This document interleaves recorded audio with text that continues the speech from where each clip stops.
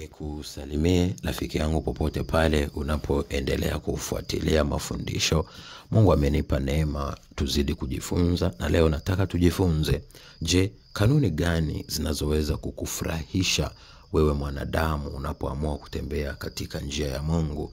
Nikiwa na maana gani? Kwa neno lingine niseme kwamba njia hizi ukizizingatia za kimungu utaanza kuona matokeo makubwa na Mungu ataanza kukufurahia. Tunaenda kuangalia kitabu cha Zaburi kuanzia mstari ule wa Zaburi ya kwanza, kuanzia ule mstari wa kwanza mpaka wa 6. Nami nasoma kwa jina la Yesu. Baada ya hapo nitakufafanulia Mungu anataka nini ili uweze kushinda katika safari ya maisha yako. Maandiko yanasema, heri mtu yule asiyekwenda katika shauri la wasio haki, wala hakusimama katika njia ya wakosaji, wala hakuketi barazani pa wenye mizaha. Bali sheria ya Bwana ndiyo impendezayo, na sheria yake huitafakari mchana na usiku. Naye atakuwa kama mti uliopandwa kando kando ya vijito vya maji, uzao matunda yake kwa majira yake, wala jani lake halinyauki, na kila alitendalo litafanikiwa. Lakini sivyo walivyo wasio haki, hao ni kama makapi yapeperushwayo na upepo. Kwa hiyo wasio haki hawatasimama hukumuni, wala wakosaji katika kusanyiko la wenye haki. Kwa kuwa Bwana anaijua njia ya wenye haki, bali njia ya wakosaji au njia ya wasio haki itapotea. Kwanza nataka nikupe ukweli huu.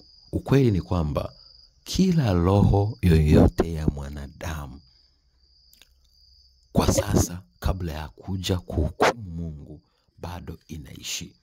Ndio maana unaweza ushangae ufe, lakini kuna roho bado zinarudi kwenye ulimwengu wa roho, zinakujia.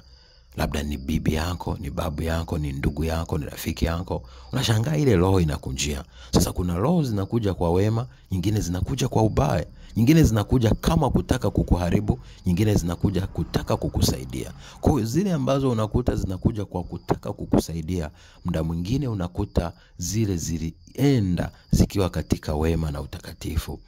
Nyingine Mungu anaweza kuzitumia. Mfano, kuna roho unakuta ni za watumishi walishakufa, lakini bado zinafanya kazi kwenye ulimwengu wa roho kuwakomboa watu na kuwasaidia na kuwaelekeza watu.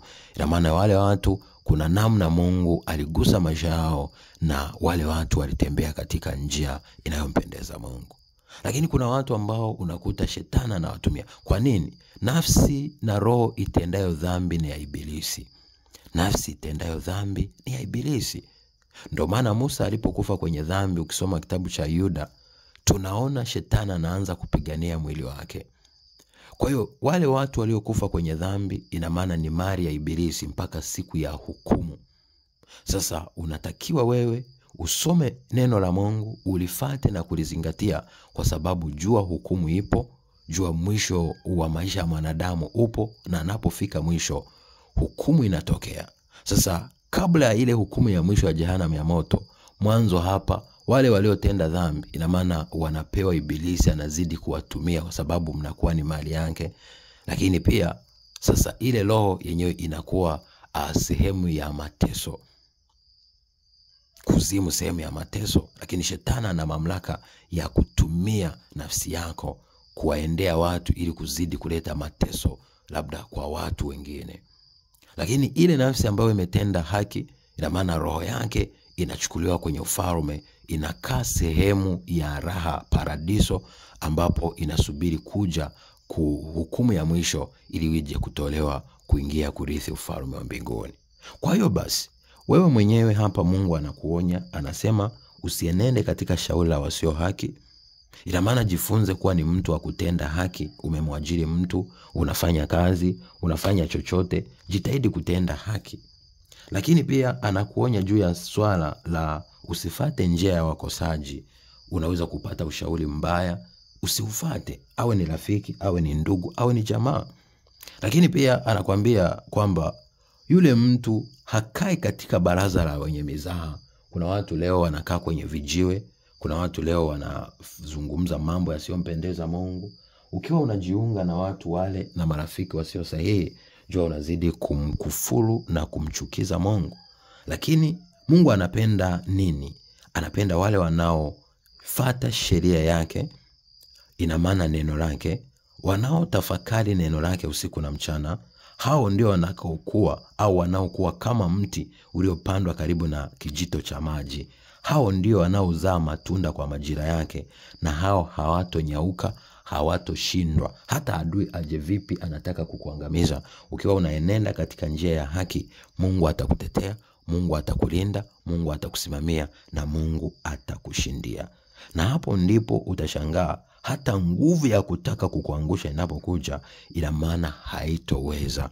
Lakini wale ambao hawatendi haki, wao ni kama makapi, wanaweza kupeperushwa na upepo, wanaweza kuondoka muda wote. Mauti inaweza kuwapata, changamoto zinaweza kuwapata, vita inaweza kumpata mtu yote. Lakini yule asiye haki, ila maana anaondoshwa, anaweza kupata madhara. Lakini yule anayefanya na anayetembea kwa haki, Mungu atamtetea. Hata apite kwenye moto, Mungu atakuwa pamoja naye. Hata apite kwenye maji mengi, Mungu atakuwa pamoja naye. Kusoma kile kitabu cha Isaya 43 mstari wa 1 mpaka ule wa 10.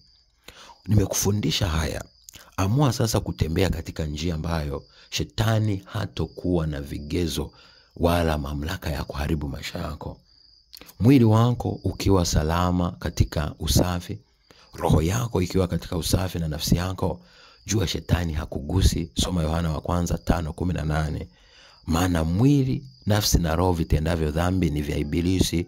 Soma kile kitabu kitakatifu cha Yohana wa kwanza 3:8.